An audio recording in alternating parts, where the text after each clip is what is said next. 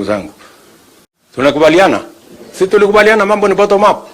Tunaanza na hao watu wadogo wadogo. Wale hawana ajira tupange hawa kwanza. Wale wanafanya soko huko tupange hawa kwanza. Na kwa sababu nafikiri bodaboda ilianza huku.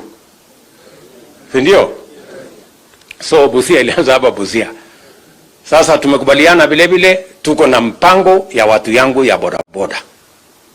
Kuanzia mwezi wa 8 I will be signing an agreement in the next few weeks ya kupanga mambo ya bodaboda. Wanaangaishwa na mabroka na wakora wengine pikipiki ya shilingi 1,100, mwisho wanalipa karibu 300,000. So hiyo ukora tutamaliza na niko na mpango. Vile vile tunatumia karibu bilioni 60, $500 million every year kuagiza petroli na hii vitu vingine tunatumia kwa magari.